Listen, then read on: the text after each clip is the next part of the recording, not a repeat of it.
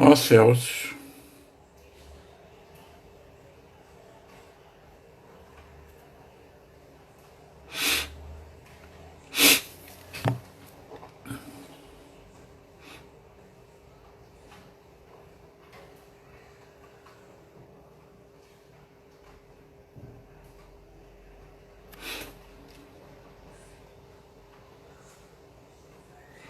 Gente, só mais um minutinho para tentar conectar com o Ribamar, tá? Senão. Opa.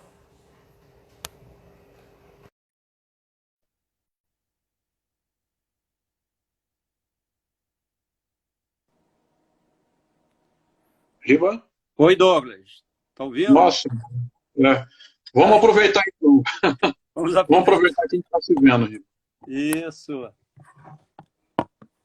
Ah, Tá. Então mas vamos lá, gente. Olha, primeiro, vai lá, Douglas. vamos lá. Então, primeiramente, desculpa aí pela famosa falha técnica, né? Mas você sabe que essa tecnologia não é 100% confiável, né? Pois bem, gente, já são 7 horas e 9 minutos. A gente está, então, iniciando a nossa live, né, que está acontecendo aqui a partir da Associação Brasileira de Centros e Museus de Ciência. E o objetivo dessa discussão vai ser a gente já pensar algumas questões que museus e centros de ciência, né, que são instituições que fazem divulgação de ciência pelo viés da interatividade, os desafios que a gente vai ter de estar enfrentando, né, pois a gente está passando por um fenômeno social, né, que tem características típicas, né, de ciência, tecnologia e sociedade que não tem precedentes, né? Não tem ninguém vivo aqui que viveu durante a pandemia, né, de 1919, 1920, né, quase 100 anos atrás. Então, nós somos uma geração, particularmente no Brasil, que a gente não tem experiência, né, com esse tipo de fenômeno, né, que implica em sacrifícios sociais. E no caso dos museus, né, acho que nos museus em geral, né, particularmente museus de ciência, a gente vai enfrentar um desafio que é como é que a interatividade vai ficar nesse pós-pandemia, né? Entendendo esse pós-pandemia não como depois da pandemia. A gente tem ouvido aí os cientistas da área que estão deixando bem claro que, na verdade, a gente vai passar por um novo normal. Mas esse novo normal, no caso das nossas instituições, parece que é um novo normal que vai ter muita implicação. Né? Então, a gente está aqui para discutir isso. Bem, eu sou o Douglas Falcão, né? Atualmente estou na posição de presidente aqui da nossa associação, e convidei o José Ribamar, né, que o ex-presidente da Associação Brasileira de Ciência e Museu de Ciência, e para a gente bater uma bola sobre essa questão. Né? Então, a dinâmica da nossa fala vai ser o seguinte: a gente vai discutir algumas questões e, na medida que a gente for discutindo, né, evidentemente, a gente vai querer contar com a participação aí dos nossos não sei se o termo internauta ainda é o correto, né? Mas vou usar assim mesmo, dos Nosso, nossos parceiros aí. parceiros internautas. Né? Bem, então vamos começar. Primeiro, eu vou passar logo a bola para o nosso Ribamar, para que ele falasse um pouco. Então, Ribamar, na sua opinião, como é que você acha que as nossas instituições que têm, digamos assim, na principal ferramenta, né, de divulgação, o aspecto da interatividade, né? E até muito pouco tempo, né? Não muito pouco tempo, a gente ainda muito fala, né? A gente fala muito. Nos museus, você tem a obrigação de tocar, né? A gente tem alguma das nossas instituições que usa até esse slogan, né? Aqui você pode e deve tocar. E esse tocar, hoje, ele vai ficar... ele ficou muito caro, né? É caro no sentido de como é que vai ser a interatividade? A gente tem as questões os espaços são interativos, as pessoas precisam tocar, tem a questão do distanciamento físico mesmo, né, entre as pessoas. Fala um pouquinho sobre isso, Ribamar. Começa aí que a gente bate a bola. Vamos lá. Tá. Inicialmente, acho que a gente poderia dizer também que as epidemias acompanham a humanidade desde a antiguidade, né? Nós tivemos epidemias que duraram milênios, séculos. Já descobriram tuberculose, por exemplo, em múmias no Antigo Egito. A peste negra, né, que era a peste bubônica também, né, fez um surto terrível no século XIV que matou cerca de um terço da população. E essas epidemias duravam muito tempo sem uma solução. Com a ciência moderna, é que esses tempos começaram a diminuir entre o surgimento de uma doença dessa e uma medicação, uma vacina, etc. Então, esses tempos foram gradativamente sendo diminuídos. E, por exemplo, a tuberculose, desde a antiguidade, só no século XX que nós fomos ter tratamento com os antibióticos, né? E, então, nós estamos num momento da ciência em que ela tem capacidades de dar respostas cada vez mais rápidas, né? E essa é a nossa expectativa, né? Antes de passar para essa coisa do novo normal num dos surtos que tem a ver com a questão da ciência, né? Num dos surtos da peste bubônica, no século XVII, nós tivemos uma grande revolução científica com o Newton, que o Newton teve que ficar em quarentena por causa de um grande surto de peste bubônica na Inglaterra. E produziu muito, né? Ele teve que deixar a Universidade de Cambridge e ir para a casa dos pais.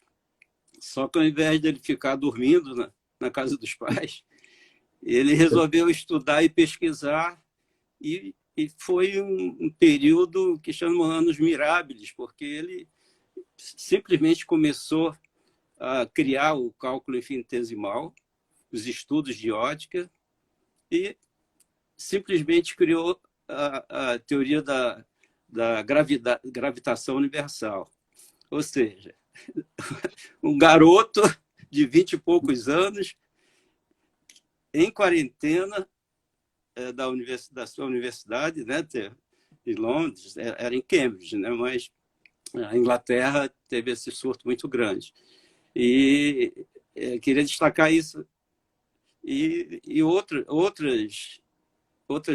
obras de arte também, de literatura, como o Camus, por exemplo, escreveu A Peste por causa de um surto de peste bubônica novamente, já no século XX, na Argélia.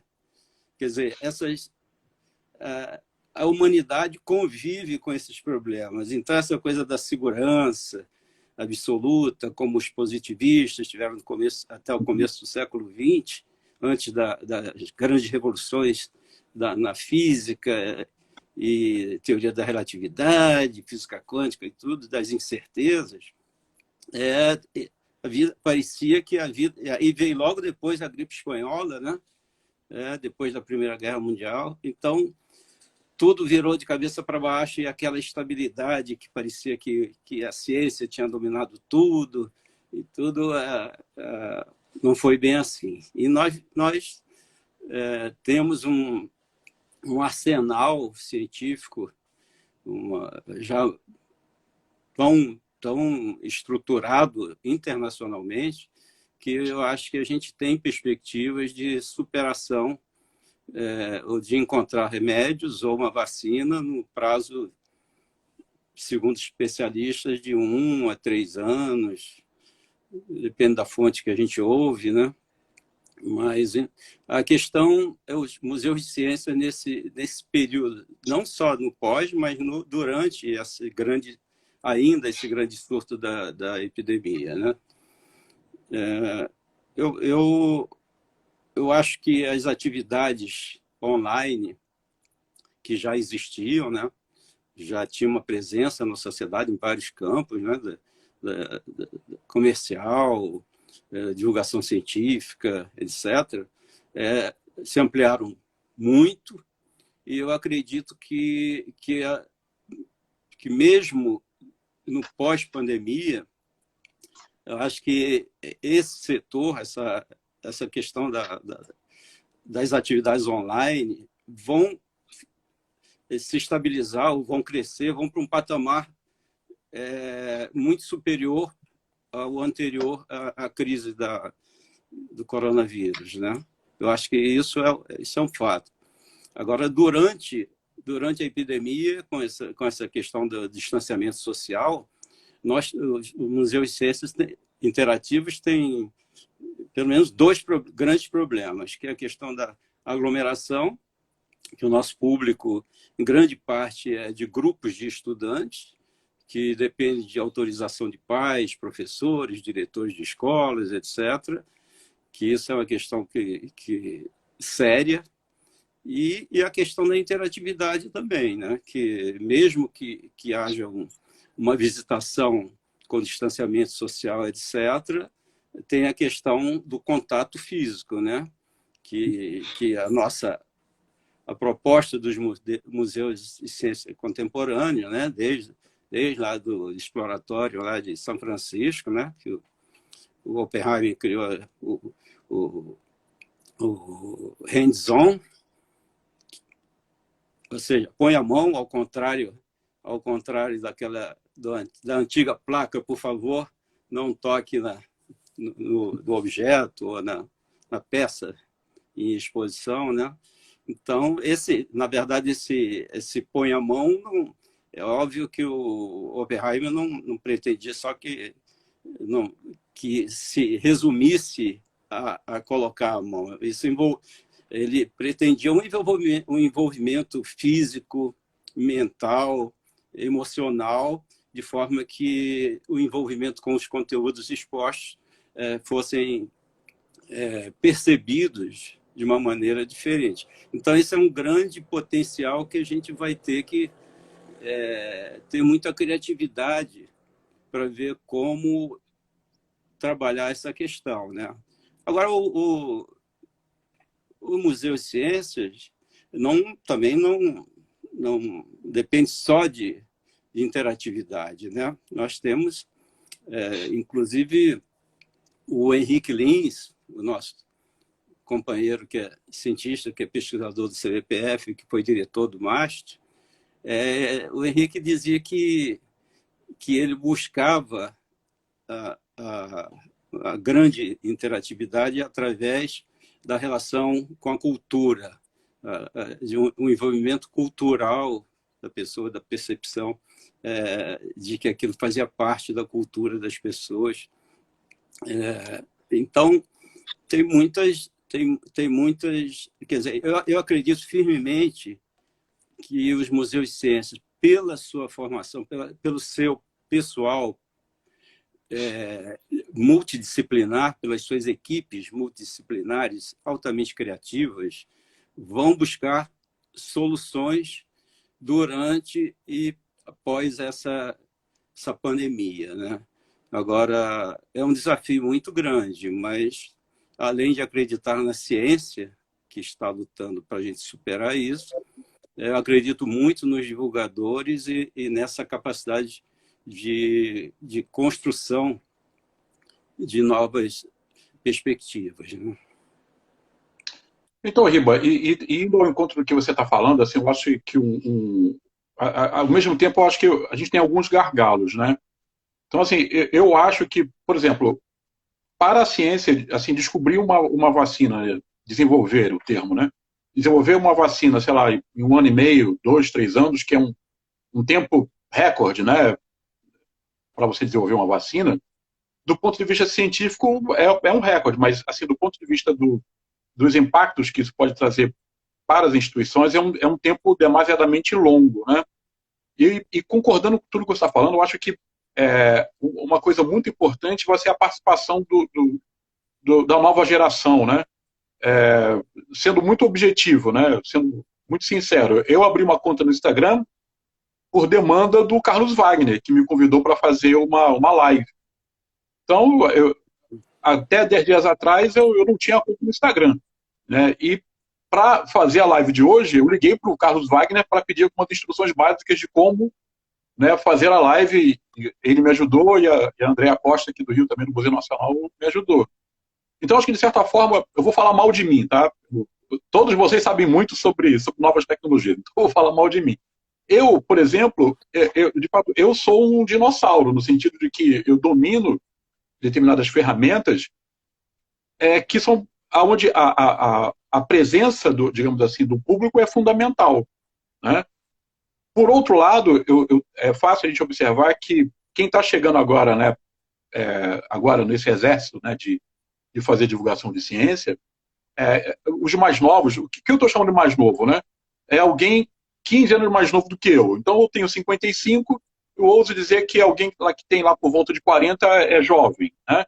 Então, quem tem hoje lá entre seus 20 e 40 anos são pessoas que desenvolveram suas habilidades acadêmicas em paralelo com habilidades no domínio de novas tecnologias, né?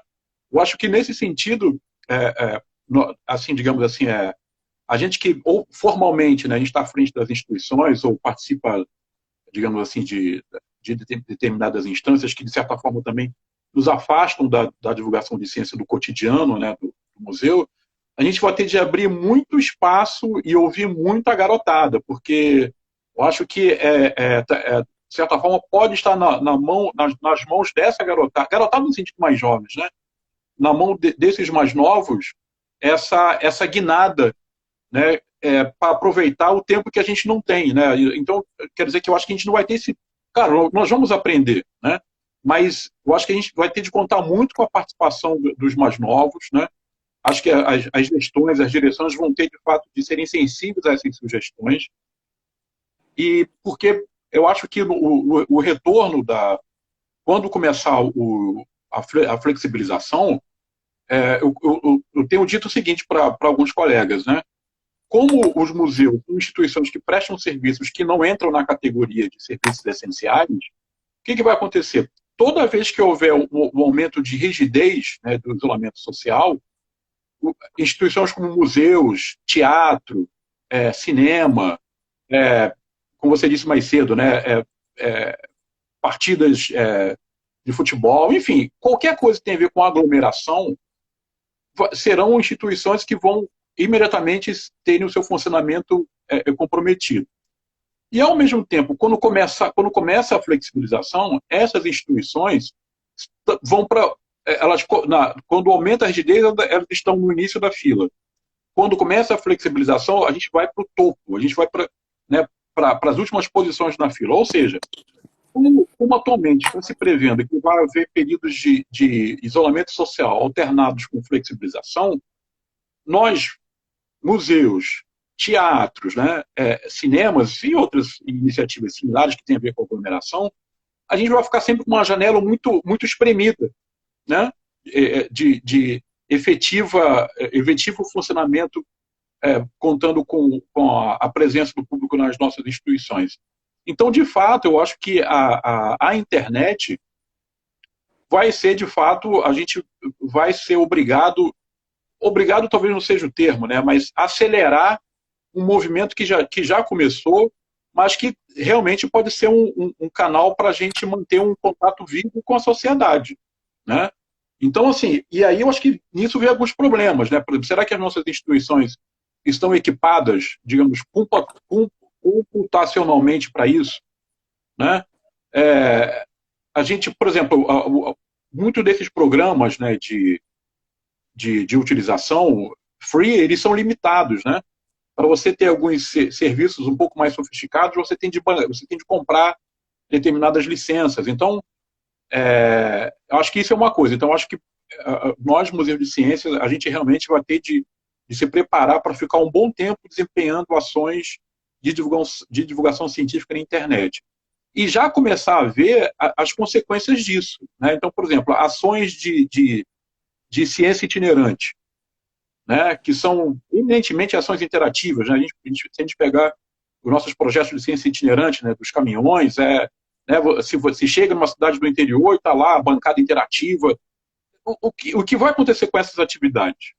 Né?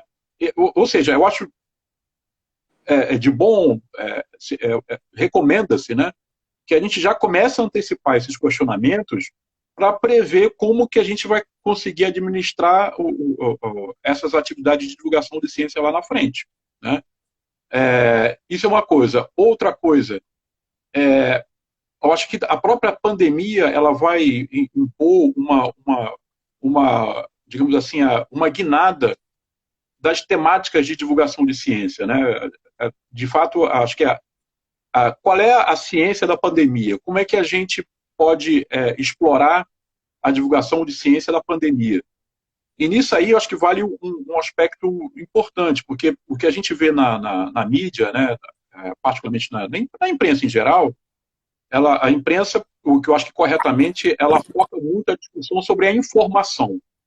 Né? Então, hoje, de fato, a gente é martelado no bom sentido, né, no bom sentido do termo, sobre uma série de procedimentos, né, que a gente deve adotar para barrar a velocidade de contágio, mas geralmente a imprensa não entra no porquê. Né? Não entra no porquê. Outra coisa, a questão de... a gente sabe que é sempre uma discussão muito... É sempre difícil, né, a gente levar para o cotidiano da divulgação de ciência questões que tenham a ver com ciência, tecnologia, sociedade e ambiente, né, o CTSA. Eu acho que, de fato, a pandemia também ela se presta, né, para abordagens incríveis. Né? Quando eu participei da live com o Carlos Wagner, eu propus um exercício rápido, assim, da gente pensar quais são os conhecimentos científicos que estão presentes numa discussão sobre pandemia. Né?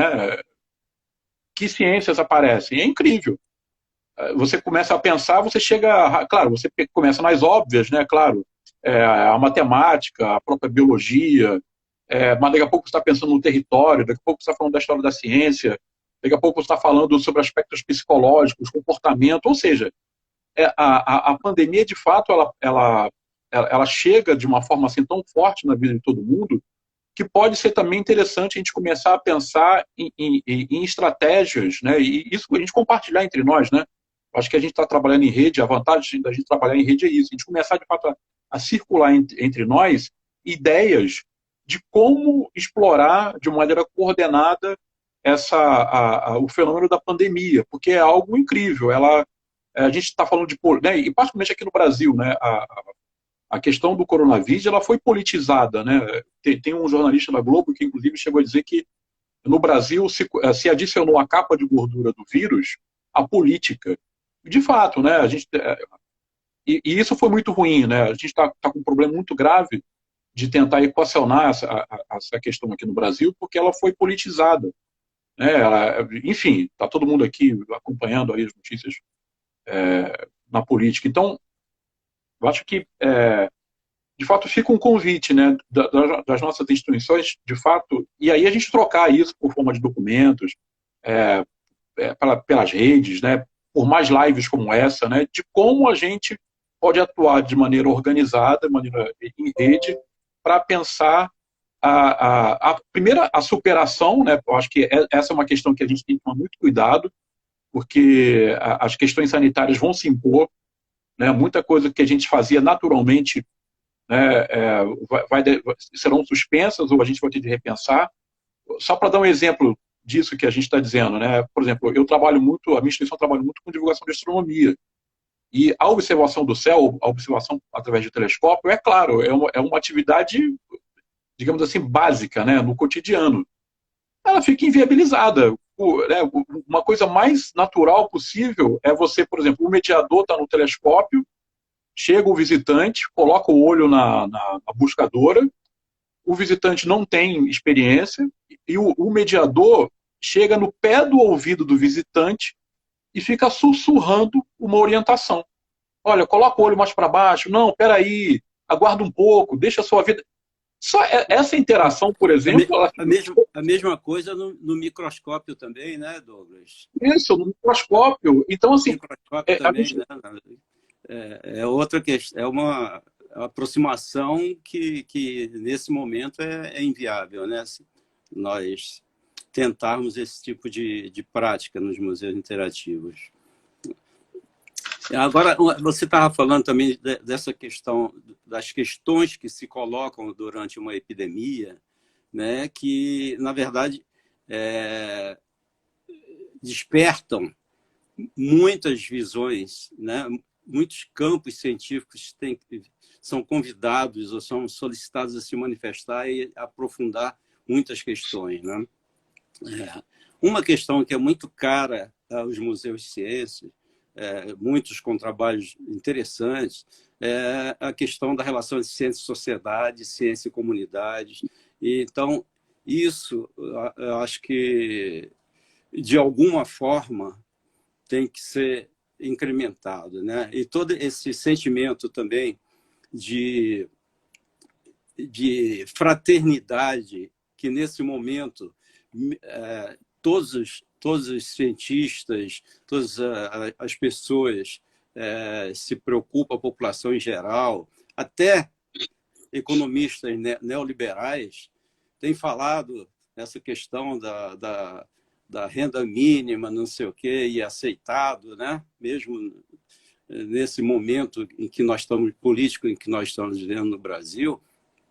Então, o que eu espero, que se espera, né, é que nessa pós-pandemia a gente tenha uma nova dimensão dessa visão de fraternidade, e que a pandemia está mostrando claramente que essa desigualdade social e que essa distribuição de renda absurdamente injusta é impraticável. Uma sociedade não pode viver assim.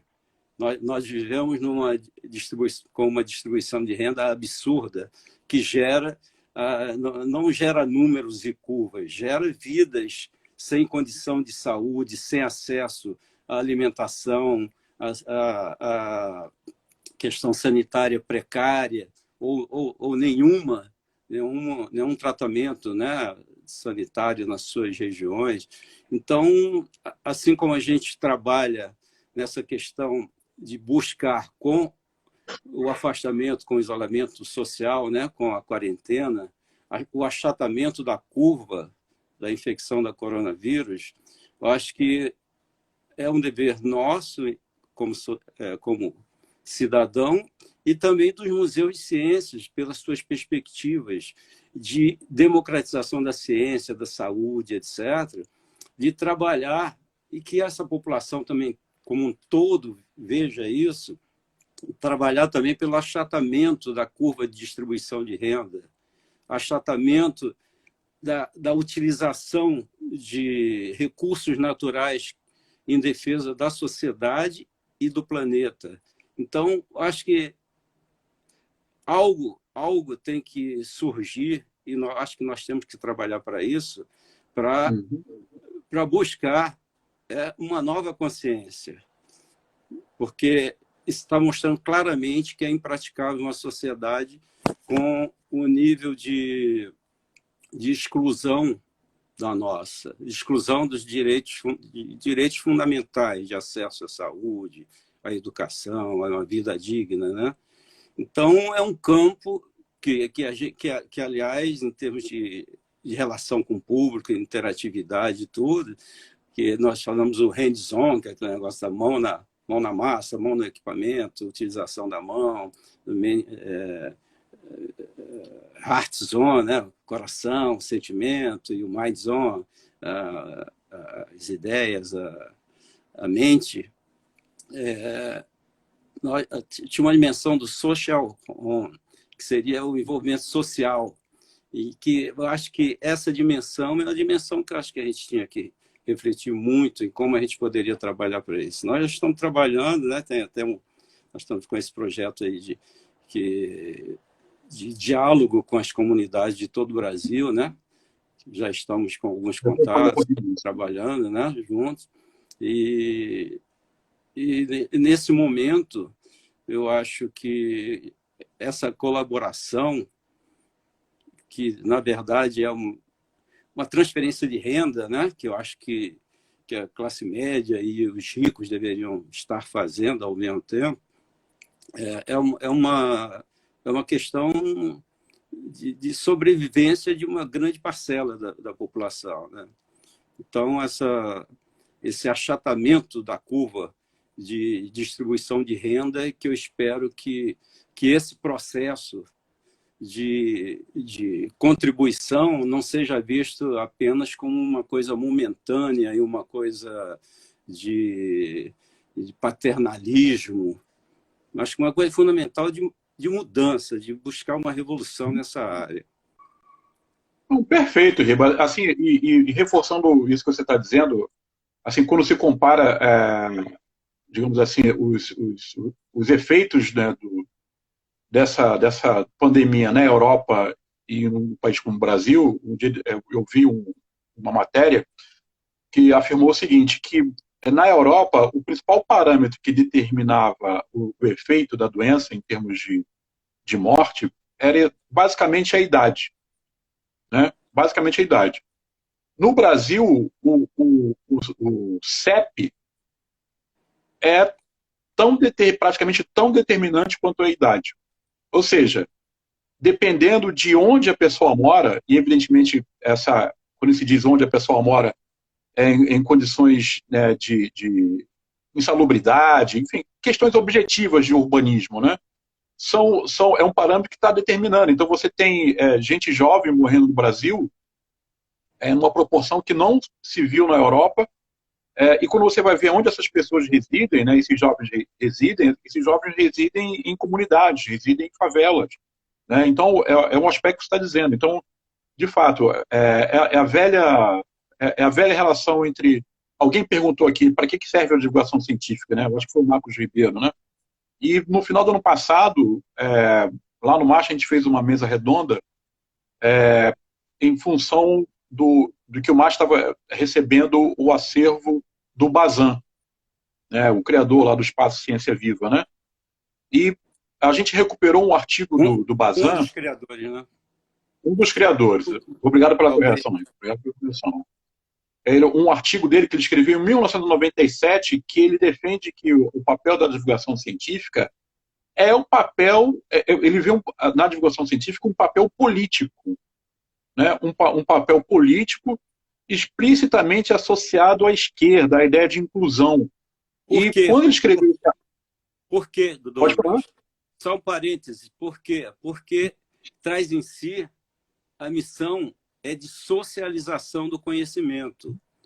Traz a ideia da socialização do que é construído socialmente e que tem que voltar também de uma forma de socializar esse conhecimento. Então, assim como o conhecimento é construído socialmente, não são só 2, 3 gênios que construíram a ciência, é um processo muito longo e muito de contribuição e de construção social, e que nós temos que traz essa ideia de socialização. E socialização não é só do conhecimento, socialização de todas as dimensões necessárias para uma vida digna, com aquele conceito de saúde da OMS, né? Que não é só saúde, não é só não ter doença, né? Saúde não é ausência de doença, perfeito. Não é só ausência de doença. Eu não estou conseguindo ler questões, não sei se... Então, gente, olha só, a gente já está falando aqui há quase 40 minutos, né, que a gente atrasou um pouquinho, então a gente gostaria de... Algumas perguntas foram feitas, mas eu confesso que eu não domino muito bem esse ambiente, né? Então, acho que a gente puxando para baixo, Douglas, a gente vê, coisas que as pessoas escreveram.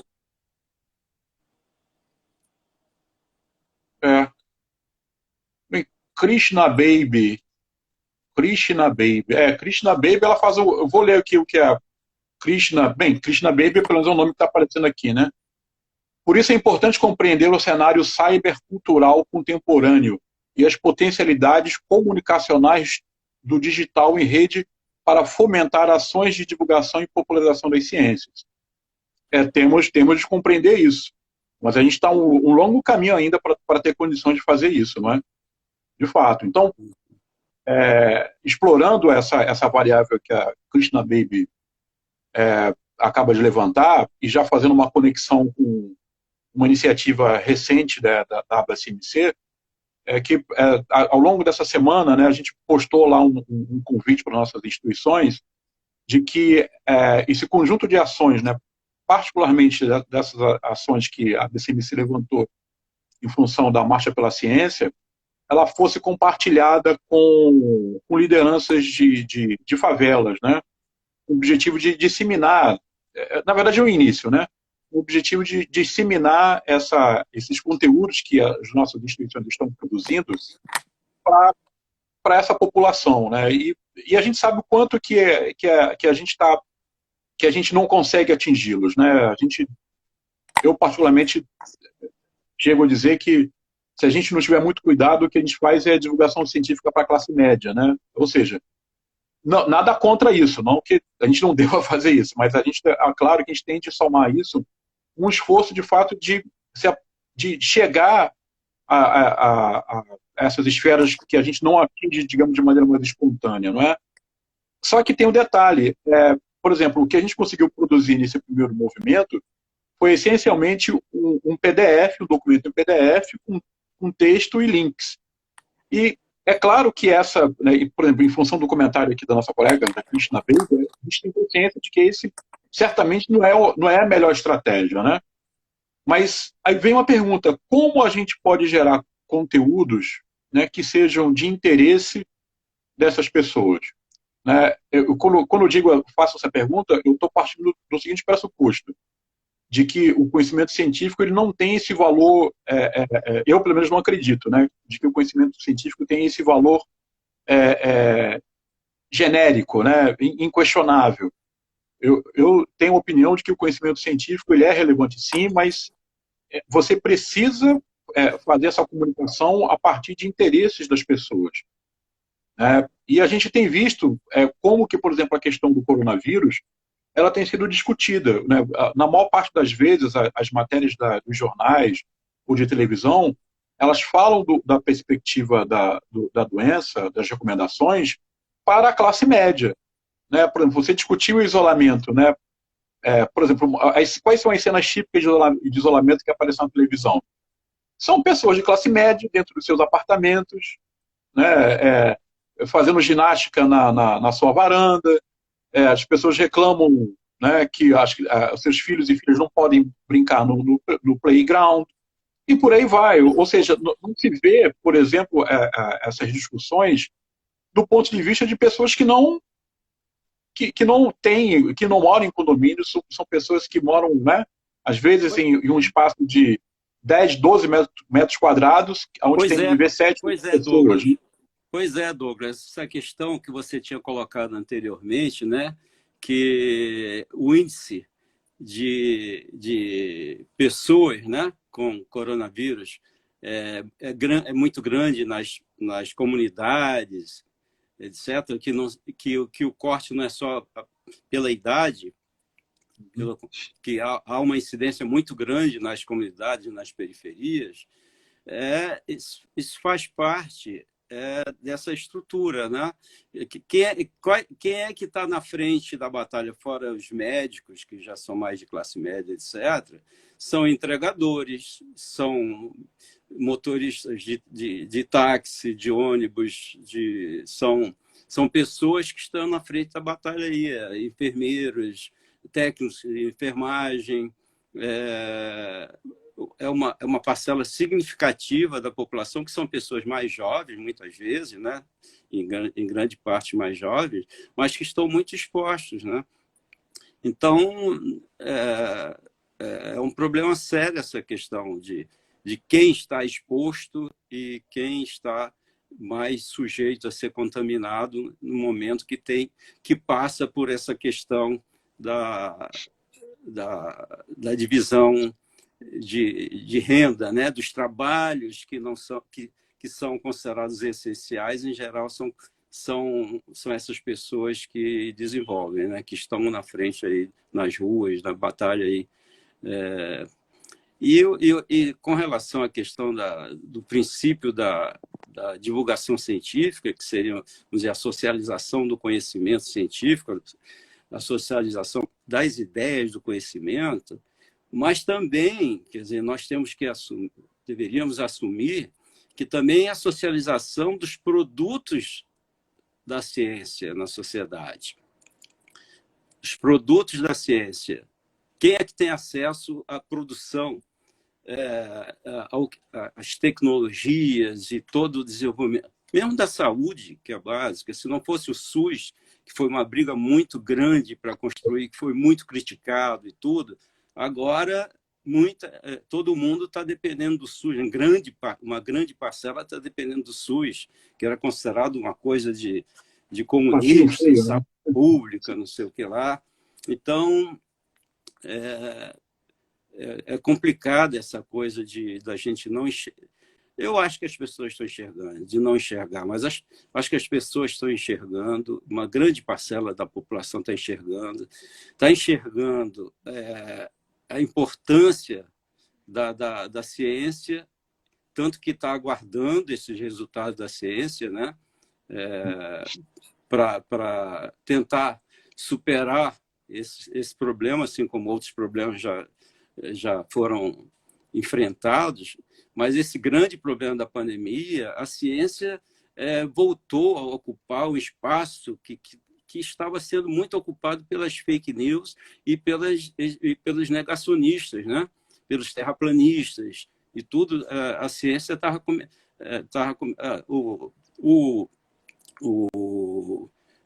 aquele Osmar Terra. Osmar Terra, para agradar o Bolsonaro, ele falou que uma pesquisa da Fiocruz, que tinha sido feita durante cerca de 3 anos, com uma quantidade imensa de profissionais de alto nível, ele falou que ele desceu, eu acho que do hotel, da casa dele em Copacabana, andou um pouco pelas ruas e viu que essa pesquisa da Fiocruz não valia nada, que estava errada. Estava errada. Então, eu acho que essas ideias estão começando a perder um pouco o vigor, né? Essas ideias negacionistas e tudo anticientíficas estão começando a perder um pouco fôlego nesse momento em que as pessoas, a população e a comunidade internacional está apostando na ciência. Ou seja, como o Alfredo Wagner, o nosso amigo lá da Universidade Federal do Amazonas, que é um grande antropólogo, fez uma live para a Marcha da Ciência agora, marcha virtual, maravilhosa, que ele fala dessa coisa da recuperação da autoridade da ciência e das universidades que estavam sendo atacadas severamente, né? E mostrando que a ciência é uma ação racional, produto de um processo de pesquisa, com protocolos, etc. e tal, que não dependia de achismos, como cada vez estava prosperando mais na sociedade, com filósofos de Araque aí, e também está sendo visto, apesar de toda a luta que teve aí na área da saúde, mas que assim, ainda a ciência aparece como um instrumento fundamental na elaboração de políticas públicas, né? Quer dizer, eu acho que esses sentimentos estão presentes na sociedade realmente, não só nos cientistas e nos professores ou na classe média mais intelectualizada, mas eu acho que mesmo nas ruas, nas pesquisas que as televisões mostram, a população está acreditando numa resposta da ciência. Ou seja, essa autoridade que, de certa forma, vinha sendo desgastada, né, por tanta fake news, por tanto negacionismo, eu acho que a ciência tem tudo para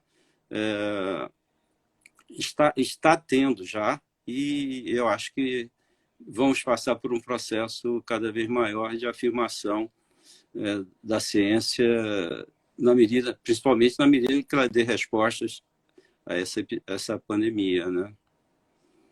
Não, perfeito, Riba. Bem, o meu guru... Como é que está o nosso horário aí? Então, isso que eu ia falar. O meu guru lá de fazer live, o Carlos Wagner, disse que o Instagram controla o tempo, né? No sentido que ele impõe o tempo de 60 minutos. São 19h52, então não estou vendo nada aqui na tela, mas isso está perto de acontecer. Então, a ideia vai ser, Ribamar, a gente fazer um fechamento, né? Então, eu vou falar 2 minutinhos e você falar os outros 2. Eu vou gastar, então, esse tempo, assim, expandindo, não expandindo, mas tentando, propondo um exercício, né? Da gente aplicar um pouco do que a gente discutiu aqui sobre em um evento que está muito próximo e que, para nós, museus e centros de ciência, é um evento que é muito caro, no sentido de importante, que é a Semana Nacional de Ciência e Tecnologia. Né? Então, boa parte desses questionamentos que eu fiz sobre, afinal de contas, como vai ficar a interatividade nas nossas instituições, vai recair sobre a Semana Nacional de Ciência e Tecnologia. Né?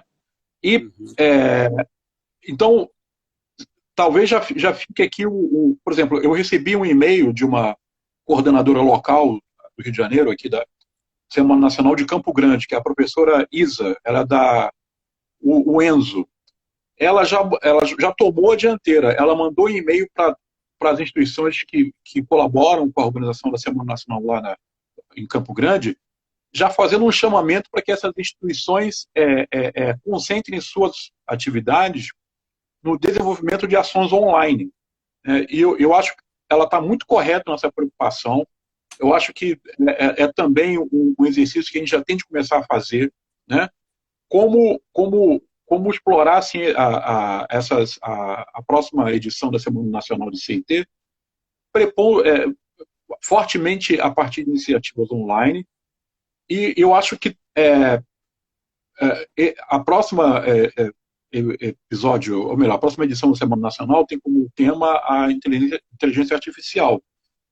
Mas eu acho que seria muito inteligente, né, já falando disso, que é claro que a gente falasse muito sobre pandemia. Né? A gente sabe, né, que a temática, cada edição da Semana Nacional ela tem um tema, mas isso não obriga as instituições, evidentemente, a falarem só daquele tema que é a questão principal da Semana Nacional. Então, eu acho que realmente assim, já vale a pena a gente fazer um exercício, então, na próxima edição da Semana Nacional, realmente assim, pisar fundo nessa questão de ações online e pensar em formas criativas, porque, de fato, né, a gente começa a conversar sobre o que está acontecendo e as possibilidades são muito grandes. Né, filosofia, enfim. Eu acho que o que a gente discutiu aqui ao longo desses 50 minutos já mostra isso. E, para terminar, esse convite, então, a ideia vai ser a gente colocar na rede da BCMC, de fato, um convite para que as instituições pensem e escrevam um pouco sobre esse pós-pandemia, né? E até orientações. Eu acho que a gente vai ter de pensar também em algumas questões muito pragmáticas, né? Abriu-se a porta do Museu Centro de Ciência. E agora? O que pode? O que não pode?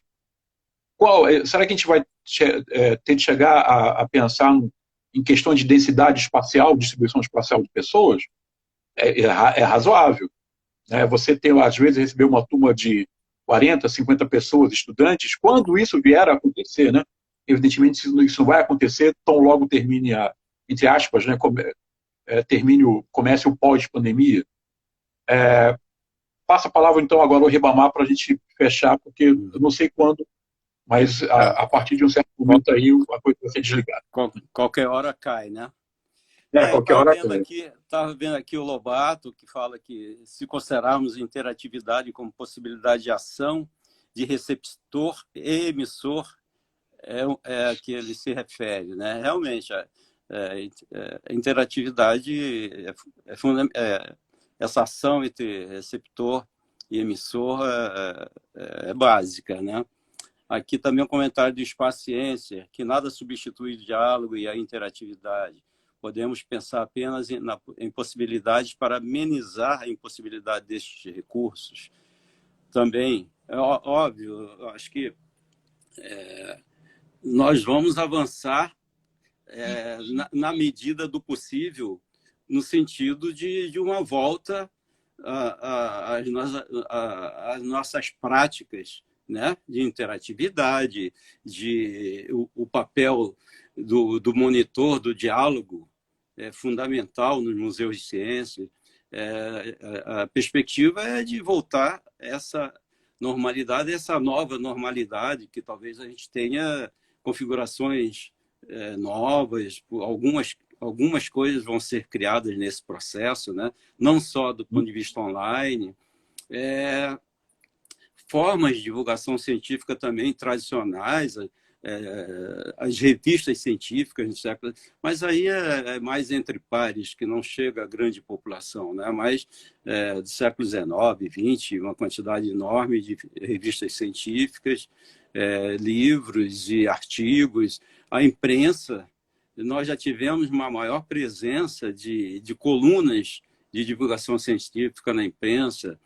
Nós tivemos também programas de televisão de divulgação científica, e essas coisas nós podemos começar a lutar novamente por esses meios de acesso que não seja necessariamente online, via internet. O rádio já foi muito utilizado, né? Caiu? Não. Agora? Não caiu ainda não. Pois na década de 20, né? Lá o Roquete Pinto, né? Fundou a Rádio Sociedade com essa perspectiva, que aí finalmente tinha conseguido, né, um meio que pode levar todas as pessoas à divulgação científica.